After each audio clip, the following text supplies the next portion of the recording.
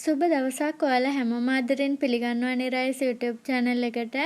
අද වීඩියෝ එකේ මම ඔයාලට කියලා දෙන්න හදන්නේ ගෙදරදී හරියටම කොහොමද අපි මුරුංගා කොළ වේලගන්නේ කියලා. මේක කල්තබා ගන්න ක්‍රමයක්.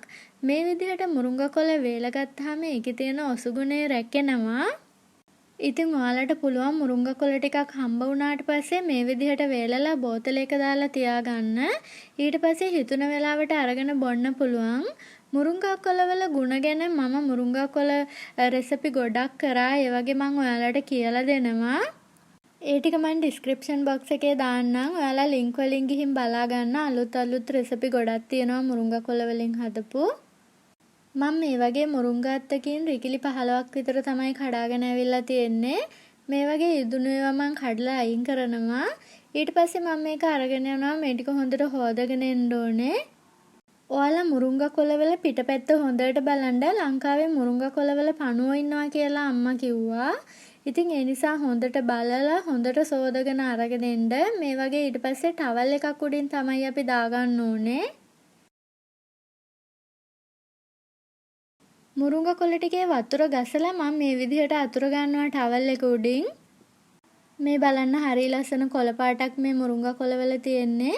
ඒ වගේම රක්තහීනතාවය වගේ ලෙඩ වලට ගොඩාක් හොඳයි. ඒ විතරක් නෙවෙයි ලෙඩ රෝග ගණනාවක් ඔයාලට සුව කරගන්න පුළුවන්.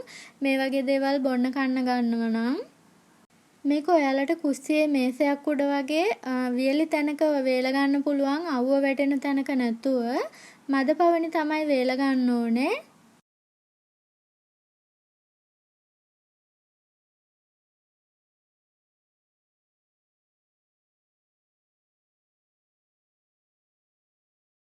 පායන දවස්වල කුස්සියේම කොහරි මේසයක් උඩ මේ විදිහට තියලා ඔයාලට වේල ගන්න පුළුවන්. මේ තියෙන දවස් 3කට විතර පස්සේ බලන්න කොළ පාට ඒ විදිහටම තියෙනවා. ලංකාවේ ඔයාලට මදපවණි ගහක් යට තියලා මේ ටික වේල ගන්න පුළුවන්. තවල් වරුවේ එළියෙන් තියලා ඊට පස්සේ රැයට ගෙට ගන්න. මේ තියෙන දවස් 7කට පස්සේ බලන්න මම දැන් රිකිලි සූරලා මෙහෙම කොළ ටික අයින් කරගත්තා. මේ ටික බ්ලෙන්ඩර් එකට දාලා හොඳට බ්ලෙන්ඩ් කරගන්න ඕනේ දැන්. මේ මුරුංගා කොළ ටික කොළ පාටට තිබ්බට මේ වගේ වේලුන සද්ද වගේ එනවා. ඉතින් ඔයාලට හොයාගන්න පුළුවන් දවස් 7-8ක් යනකොට කොළ ටික හොඳටම වේලෙනවා.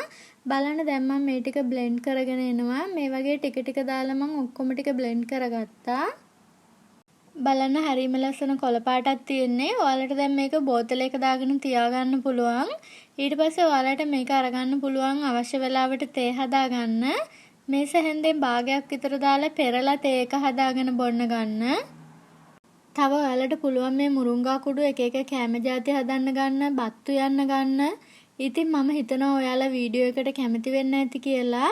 වීඩියෝ එකට කැමති වුණා නම් ලයික් කරලා කමෙන්ට් එකක් තියන්න.